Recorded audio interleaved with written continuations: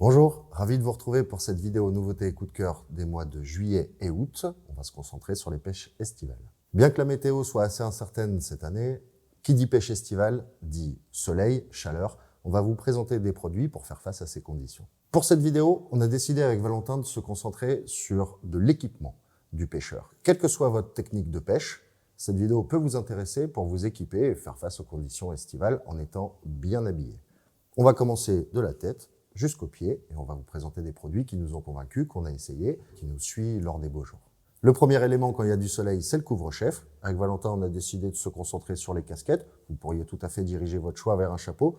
On a tendance à préférer les casquettes pour la simple et bonne raison que la visière offre un véritable écran de protection contre le soleil. Comme l'évoquait Alex, c'est vrai que les casquettes sont de vrais équipements de protection pour la tête. Ce que j'aime vraiment chez Sims, sur quasiment toute leur gamme de casquettes, et on vous l'a déjà évoqué, ça va être ce fond noir sur la visière qui va vraiment aider à limiter les reflets, comme certains sportifs qu'on peut voir se maquiller sous les yeux. Ça a un réel intérêt, c'est vraiment efficace. Donc forcément, ça va vous aider à vous protéger des rayons lumineux, mais aussi de la chaleur.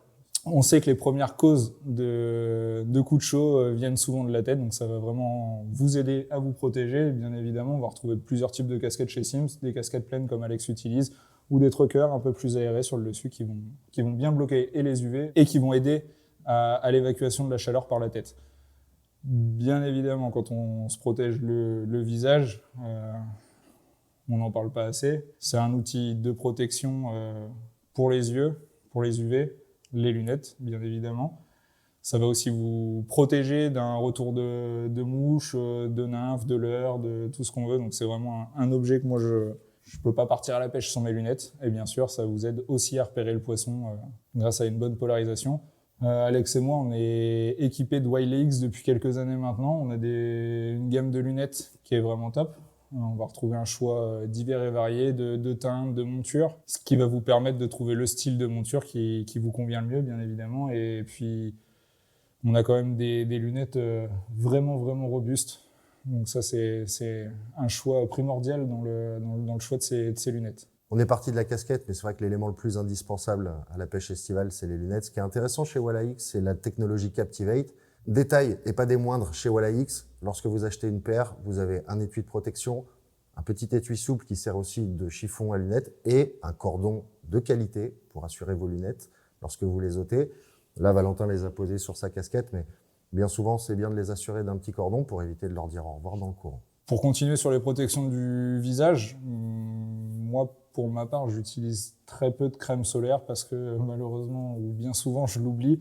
Par contre, je prends toujours mon buff avec moi ou un sun gaiter. C'est quelque chose qui me permet de me protéger sans souffrir de la chaleur. Chez Sims, on retrouve la gamme sun gaiter qui est vraiment très légère, qui va vous permettre d'évacuer la transpiration et la chaleur sans aucun problème. On ne meurt pas de chaud. Et ça vous protège vraiment, vraiment bien du soleil. Et puis voilà, dans la journée, quand ça se couvre, hop, on peut le retirer. Et au moins, on est couvert au niveau du cou. Et puis on peut se dégager un petit peu le visage. Moi, je trouve ça vraiment utile, qu'on soit en bateau ou en wading, c'est un indispensable. Vous retrouverez aussi également chez Sims une gamme de sun gaiter Bug Stopper qui, pour les personnes par exemple qui partent dans le grand nord suédois ou canadien où il y a beaucoup d'insectes, qui vont aussi permettre de se protéger de ces nuisances et de ces nuisibles. La plupart des sun gaiter Sims, dans leur conception, sont donnés pour un UPF 50. Donc vous avez une véritable protection du cou, des oreilles, des joues. Quand on passe sa vie à la pêche, que ce soit en wading ou depuis un bateau avec la réverbération, c'est quand même très bien de prendre soin de sa peau. Maintenant que votre tête est bien protégée, il va falloir penser à votre haut. Valentin, on a choisi tous les deux options différentes. Toi, tu as choisi une option que tu aimes particulièrement et que tu utilises beaucoup. Moi, j'ai choisi une chemise.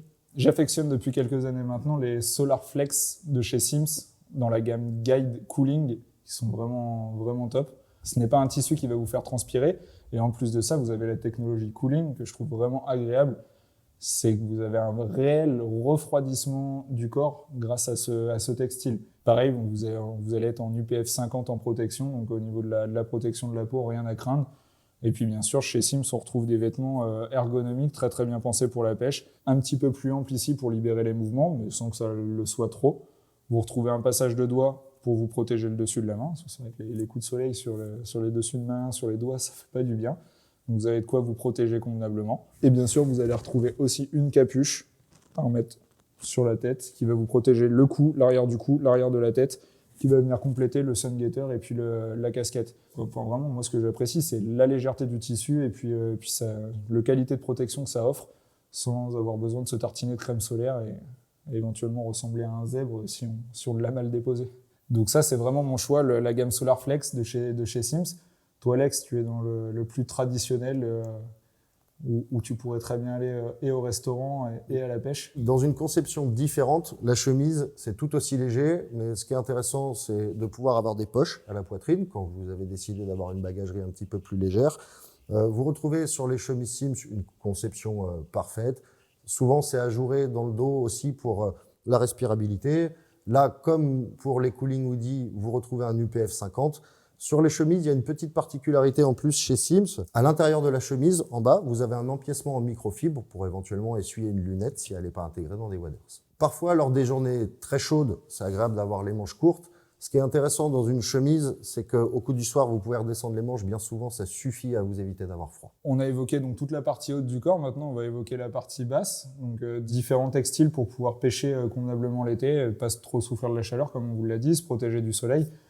Toi, Alex, je sais que tu es un fan du wet wadding et tu vas nous présenter ta gamme de caleçons. En été, quand il fait vraiment chaud, j'ai pas toujours envie de porter des waders quand j'ai pas besoin de protection particulière et que l'eau est pas trop fraîche. Quoi qu'il arrive, que vous portiez des waders ou que vous soyez en wet wadding, le caleçon long léger, c'est très agréable à porter sous les waders pour éviter la transpiration directement dans la membrane. Ça fera un écran entre votre membrane et votre peau. Et quand vous êtes en wet wadding, dans les eaux les plus fraîches, ça vous permet quand même d'avoir un léger rapport de chaleur. Par rapport à un pantalon classique, l'avantage d'un caleçon long, c'est très confortable, ça sèche à grande vitesse et bien souvent c'est antimicrobien. Donc si vous préférez mettre des waders ou un pantalon de wadding, ça vous servira. Si jamais vous allez à la pêche avec un pantalon, vous pouvez tout à fait intégrer un caleçon long en dessous, vous aurez un confort parfait. Remarque pour ceux qui souhaiteraient pratiquer en wet wadding, vous avez des pantalons qui sont prévus à cet effet, qui sont particulièrement résistants pour faire du wet wadding. Vous pouvez tout à fait utiliser un pantalon 2 en 1 aussi, short et bas, avec le bas amovible. Ça vous permet de multiplier les combinaisons au bord de l'eau. Quel que soit votre choix, il y a une solution qui est très intéressante pour l'été, quand les niveaux sont un petit peu plus bas, c'est le pantalon de wadding.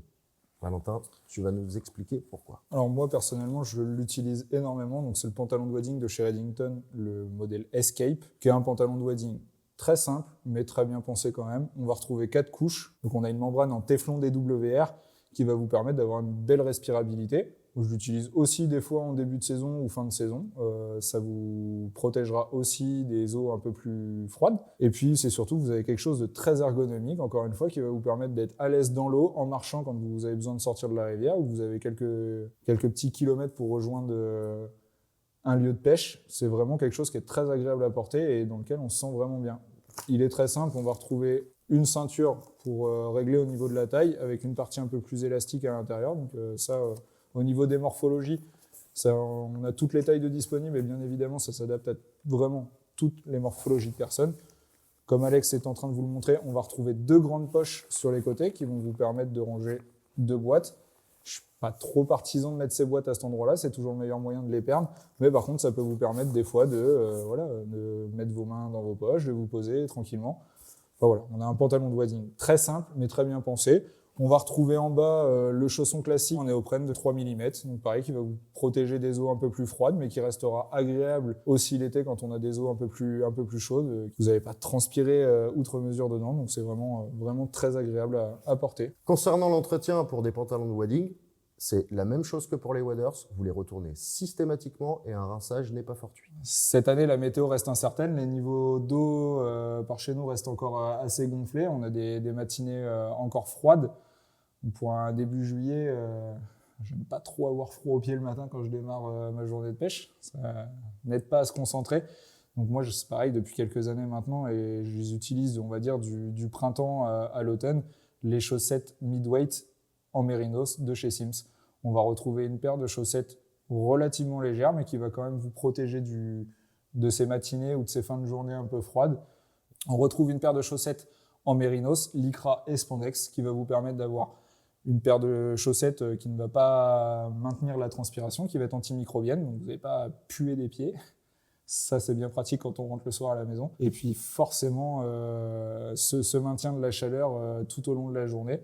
Et bien sûr, quand on arrive sur les heures les plus chaudes, vous n'allez pas transpirer non plus abondamment des pieds. Donc ça, c'est vraiment agréable. Vous avez une paire de chaussettes élastiques qui va vous couvrir jusqu'au mollet. Moi, je l'utilise toute l'année. L'avantage du Mérinos, quand il fait froid, ça vous tient chaud. Et quand il fait chaud, ça vous évite de transpirer outre mesure. Pour continuer sur les chaussettes, lorsque vous pratiquez en wet wading, il vous faut bien souvent des chaussettes un petit peu plus résistantes à l'abrasion parce que vous vous exposez plus aux sédiments dans la chaussure. Donc là, Sims a créé une chaussette wet wading. Vous n'avez pas de Mérinos dedans. Par contre, il s'agit d'une chaussette particulièrement résistante à l'abrasion, avec un séchage ultra rapide. Ça vous permet d'intégrer vos chaussettes dans des chaussons de wet wading. Vous pouvez tout aussi bien intégrer votre paire de chaussettes wet wading dans une paire de baskets pour rentrer dans l'eau.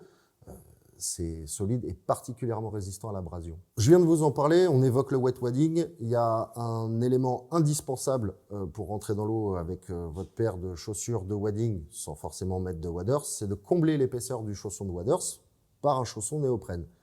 Vous allez donc vers des chaussons de wet wading. Contrairement à ce qu'on pense, le chausson de wet wading n'est pas étanche. C'est-à-dire que vous aurez, quoi qu'il arrive, le pied mouillé, dont l'importance des chaussettes. Néanmoins, vous retrouvez approximativement les mêmes technologies que sur un chausson classique. C'est un petit peu plus fin qu'un chausson néoprène de waders classique.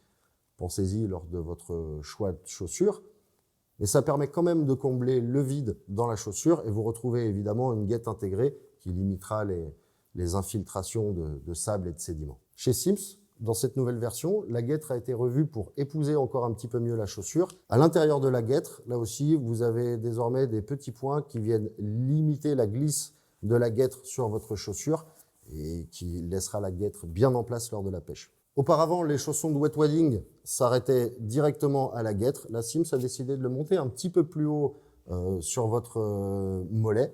Donc, si vous êtes dans peu d'eau sur un fond de sable, vous n'avez aucun sédiment qui rentre dans votre chaussette. Pour parfaire l'équipement, bien entendu, on va pas rentrer dans l'eau en chaussettes. Avec Alex, on a sélectionné chacun une paire de chaussures, pareil qu'on utilise depuis de nombreuses années maintenant. Des chaussures dans lesquelles on a vraiment confiance et qui sont d'une bonne qualité, voire d'une grande qualité, qui sont légères et qui vont vous faciliter vos mouvements dans l'eau. Moi, j'ai choisi, et je l'utilise, comme je vous l'ai dit depuis de nombreuses années, la paire de chaussures Redington Benchmark, qui est une paire de chaussures relativement classique, mais qui est légère et qui va être quand même assez résistante dans le temps.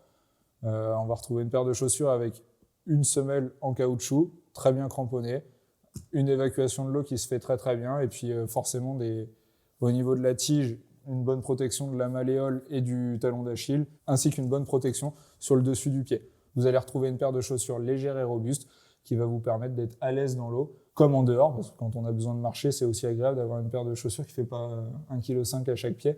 Ça, c'est vraiment ce que je recherche quand j'ai besoin de ce genre de paire de chaussures. Toi, je sais que Alex, ton choix, c'est à peu près le même. Ça va être la légèreté puis la robustesse. Tout comme Valentin, j'ai choisi une paire de chaussures légères. Là, chez Sims, il s'agit du modèle Flyweight, le modèle le plus léger de la gamme.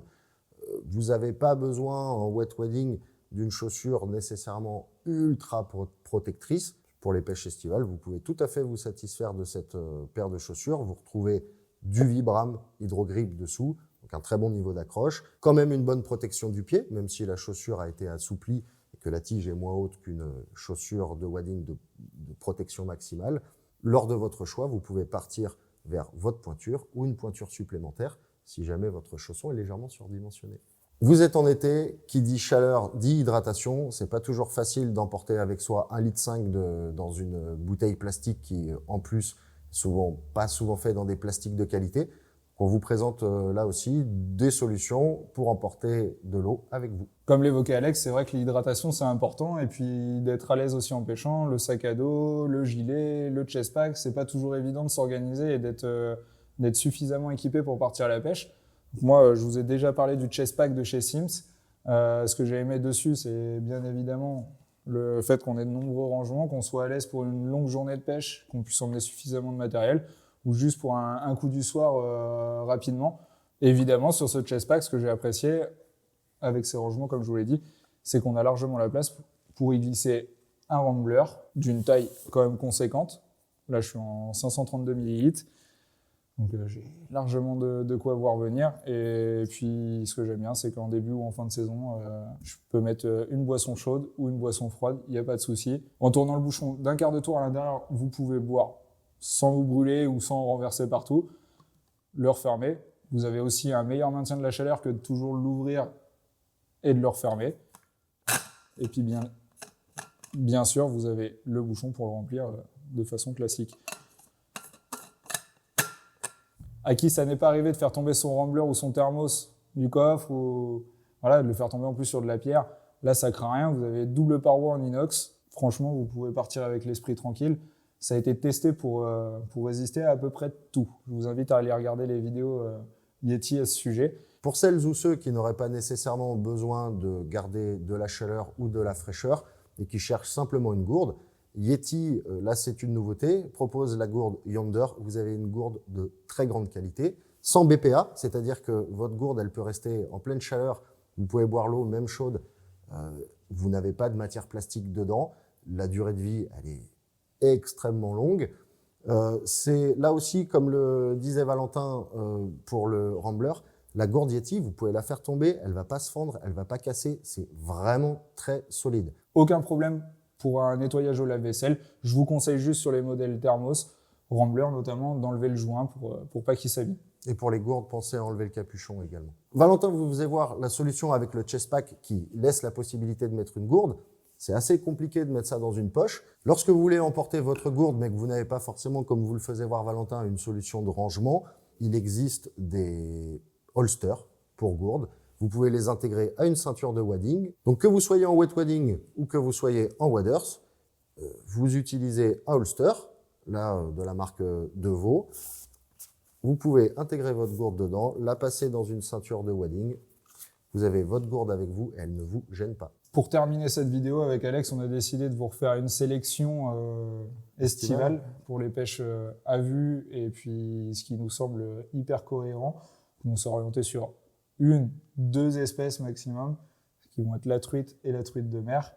On a passé de très bons moments en pêchant ainsi l'année d'avant. On va vous présenter une gamme de terrestres. Lors des beaux jours, en été, c'est vraiment dommage de passer à côté des terrestres. Même si vous ne les voyez pas sur la rivière, il y a beaucoup de poissons qui lèveront le nez qu'à l'impact d'un terrestre. Ou alors, lors des journées les plus chaudes, quand vous avez un petit peu d'orage, les retombées de fourmis. L'été, dans votre boîte, si vous avez ni fourmis ni sauterelles, vous passez vraiment à côté d'une pêche plaisir et parfois vous passez complètement à côté de la pêche. Concernant les fourmis, on va faire simple. Vous avez une multitude d'imitations de fourmis à notre catalogue. Là, j'en ai sélectionné 5. Une de chez Florian Stéphan, une de chez AB Fly montée en parachute, une imitation de chez Devaux avec un clou, une autre imitation de chez AB Fly plus traditionnelle, et enfin un modèle qui sort un petit peu de l'ordinaire chez Stansafe. Donc là, Alex, pour toi, avec ces 5 imitations, on peut partir à peu près tranquille quand on a une belle retombée d'alute de fourmis? Oui, je pense qu'avec ces 5 modèles-là, on peut se faire plaisir et on peut déjà faire face aux situations. Ce qui est important lors des retombées d'hyménoptères, quand vous avez des retombées de fourmis ailées, ce qui est très important, c'est d'avoir plusieurs tailles pour pouvoir coller avec la taille qui est prise le jour même. Soit vous composez votre sélection avec des fourmis qui vont être très engluées et des fourmis qui vont être, par exemple avec les montages parachutes, un petit peu plus visibles. Que vous ayez des retombées sur des lisses ou dans des courants, ça vous permet de faire face. Les fourmis, c'est une chose, mais vous allez les présenter principalement que quand vous avez des retombées. Alors qu'il y a une famille d'insectes que vous devez avoir l'été, c'est les terrestres. Parce que même en absence de sauterelles ou autres terrestres à la surface, c'est bien d'en avoir dans les boîtes et de les présenter. Valentin, tu vas nous présenter des modèles qui nous ont convaincus, qu'on a utilisés, que tu connais bien, qui ont rapporté des truites de mer l'année dernière. Quelques-unes. Puis pas que des truites de mer, hein, aussi des très belles truites. Alors bien évidemment, partir en juillet, en août à la pêche le matin sans sauterelles, c'est pour moi une erreur. On passe à côté de pêches de bordure qui sont vraiment plaisantes, satisfaisantes et qui font monter énormément de poissons. Surtout quand les niveaux commencent à être relativement bas. Les pêches de bordure à la sauterelle, c'est redoutable, ça va vous permettre de faire de nombreux poissons. de pêcher l'eau, parce que si vous voyez pas forcément de gobage, mais de déclencher des gobages qui sont souvent assez fun, assez impressionnants. Donc on en voit, comme le disait Alex, rarement sur l'eau, parce que quand une sauterelle ou un autre terrestre tombe, en général, il fait pas 10 mètres dans la rivière. Donc partir l'été, et peu importe votre destination, peu importe l'endroit où vous allez, sans sauterelle, c'est pour moi une bêtise. Après, par exemple, sur le choix des sauterelles, je vais rester sur des hameçons de 8, 10, voire 12, mais c'est assez rare que je pêche sur ces petites tailles, entre guillemets. J'ai tendance à pêcher avec ce genre de gros grillons d'imitation de chez Florian Stéphan, qui vont créer un impact sur l'eau et qui va déclencher énormément de gobage. Ça, c'est pareil, c'est une mouche noire à avoir. On peut la passer toute la journée, ça prendra du poisson. Après, on peut encore monter en taille. Même nous, en Bretagne, on pêche aussi avec des grosses mouches. Enfin, ça, c'est une mouche qui m'a rapporté des poissons, qui va être à la frontière entre un criquet et une sauterelle, qui va être très visible, malgré sa couleur noire. Son petit tag va vous permettre de bien la visualiser. Ça vous permet aussi, éventuellement, des fois, de pêcher en tandem, ce que je ne fais pas trop sur ce genre de terrasse, où j'aime vraiment pêcher qu'avec ça. C'est très prenant et très agréable de voir une truite monter sur ce genre de grosse mouche. Et puis, pour finir... si on a besoin d'être un peu plus discret, que voilà, on repasse sur un parcours qui a été pêché 1 heure, 2 heures avant, l'utilisation de petits scarabées peut faire la différence, bien que des fois ça soit les gros qui soient efficaces, notamment sur la truite de mer, on l'a vu l'année dernière avec Alex. Bien évidemment, donc du coup chez Ardent, vous allez retrouver une gamme importante de terrestres qu'on est en train d'étoffer, notamment aussi grâce à la marque Deveau. Vous allez retrouver de nouveaux produits qui sont vraiment top. Et pour les personnes qui souhaitent confectionner leurs mouches, on vous les a déjà présentés dans d'autres vidéos, mais vous avez un choix de mousse et de matériaux divers et variés pour pouvoir les reproduire à la maison. En termes de pratique, si vous vous posez la question, sur des fourmis, vous allez pêcher avec vos pointes classiques, 10, 12 centièmes. Sur les terrestres, étant donné que les impacts sur les mouches sont assez violents et que vous avez des mouches un peu plus volumineuses, vous pouvez monter 14 centièmes, 16 centièmes au coup du soir, n'hésitez pas. Si une truite se déplace pour venir prendre un terrestre qui a fait un impact à la surface, elle n'aura pas le temps de se poser trop la question sur votre bas de ligne. Et à noter aussi une petite chose, pour pouvoir lancer convenablement, qu'on soit en grande, moyenne ou petite rivière, qu'on puisse lancer convenablement ce genre d'imitation, donc je préconise, mon choix, d'utiliser des bas de ligne et des queues de rat assez courts, dits un peu plus rapides, qui vont vous permettre de lancer plus efficacement sans faire vriller votre pointe et puis sans boucler ou sans faire de nœuds. C'est vraiment plus facile. Ça va vous permettre d'être aussi beaucoup plus précis avec des mouches qui prennent le vent et qui se posent un peu moins délicatement. Et enfin, pêcher au terrestre, c'est aussi se permettre des petits écarts. Si vous avez un léger dragage sur une sauterelle à la surface, c'est pas très grave et ça n'empêchera pas les poissons de monter. Sur les fourmis, c'est différent. Une fourmi, elle n'a pas toujours la possibilité de nager. Elle est même particulièrement embêtée par la grosseur de son abdomen. Là, on va plutôt choisir la dérive inerte. C'était notre vidéo nouveauté et coup de cœur de l'été. Si vous avez des questions comme d'habitude, n'hésitez pas à nous les poser dans l'espace commentaire sous la vidéo, par téléphone, par mail ou encore mieux, venir nous voir au magasin à Pontivy. Sur ce, à bientôt et bonnes vacances. Bonnes vacances à tous.